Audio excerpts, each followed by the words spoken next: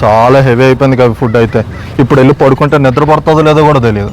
అవునా, అయితే ఇంటికి వెళ్ళాక వెళ్ళి 2 రౌండ్లు వేసిరండి, సరేనా? ఆహా, నిజంగా భర్తను అర్థం చేసుకునే భార్య అంటే నువ్వు కవి. నువ్వు చాలా గ్రేట్ కవి.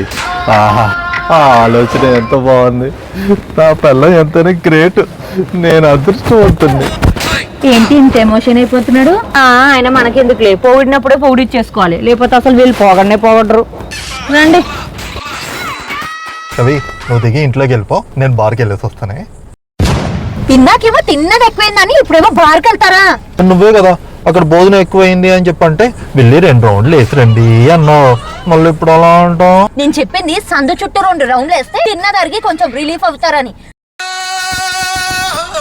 బార్కి వెళ్తాడంట, బార్కి. పైకి రండి చెప్తాను.